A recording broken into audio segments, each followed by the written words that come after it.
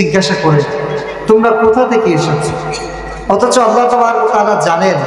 তিনি জানার পরেও জিজ্ঞাসা করেন যে তোমরা কোথা থেকে এসেছো।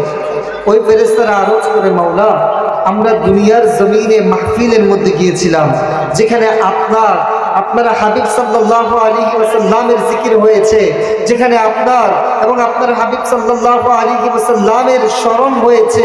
এবার আল্লাহ তাবারক ওয়া তাআলা ওই ফেরেশতাদেরকে ইরশাদ করেন, হে ফেরেশতাগণ, ওই মাহফিলের মধ্যে আমার বান্দারা আমি আল্লাহ তাবারক ওয়া তাআলার দরবারে কি আরজ করেছে। এবার ফেরেশতাগণ আল্লাহ তাবারক ওয়া তাআলার দরবারে আরজ করে, মাওলা আমরা দেখেছি ওই মাহফিলের মধ্যে কিছু ফেরেশতা কিছু বান্দা আপনার দরবারে আরজ করছে, মাওলা আমাদেরকে জাহান্নামের আগুন থেকে হেফাজত করো। এবার আল্লাহ তাবারক ওয়া তাআলা ওই ফেরেশতাদেরকে ইরশাদ করেন, হে ফেরেশতাগণ, আমার বান্দারা কি জাহান্নাম দেখেছে? এবার ফেরেশতা বলে, মাওলা না, যেই বান্দারা দুনিয়ার জমিনের মধ্যে তোমার কাছে জাহান্নাম থেকে ক্ষমা চাচ্ছে, ওই বান্দারা তো তোমার জাহান্নামকে দেখে নাই। আল্লাহ তাবারক ওয়া তাআলা বলেন, হে ফেরেশতারা, আমার যেই বান্দারা জাহান্নামকে না দেখে জাহান্নাম থেকে মুক্তি চেয়েছে, আমি তোমাদেরকে সাক্ষী রেখে ওই মাহফিলের যেই বান্দারা আমার কাছে দোয়া করেছে, আমি প্রত্যেককে জাহান্নামের আগুন থেকে মুক্ত করে দিয়েছি। এবার আল্লাহ তাবারক ওয়া তাআলা ইরশাদ করেন, হে ফেরেশতাগণ, আমার বান্দারা আর কি বলেছে।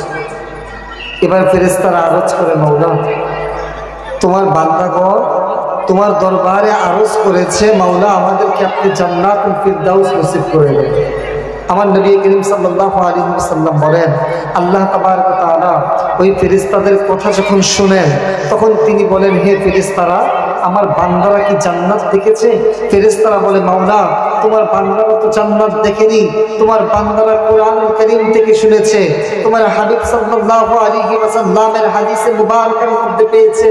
আল্লাহ তাবারক ওয়া তাআলা ইরশাদ করেন, হে আমার ফেরেশতাগণ, আমার যেই বান্দারা জান্নাতকে না দেখে আমি আল্লাহ তাবারক ওয়া তাআলার দরবারে জান্নাতের ফরিয়াদ করেছে, তোমাদেরকে সাক্ষী রেখে আমি আল্লাহ তাবারক ওয়া তাআলা আমার ওই বান্দাদেরকে জান্নাত নসিব করে দিয়েছি।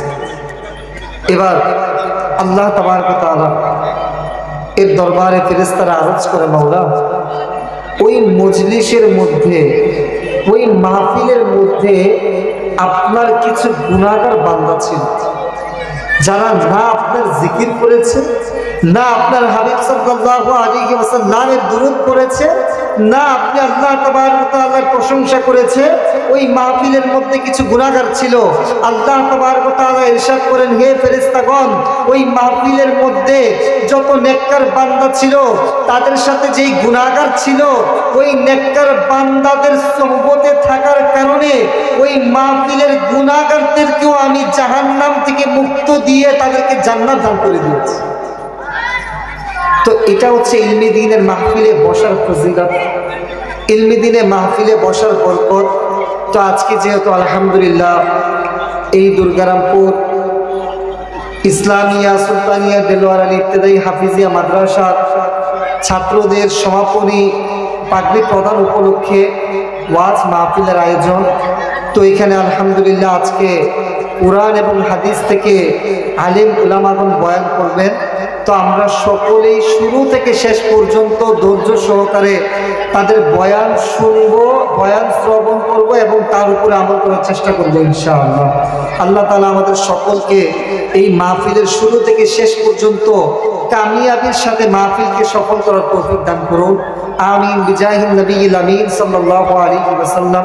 আসসালামু আলাইকুম ওয়া রাহমাতুল্লাহি তাআলা ওয়া বারাকাতুহু।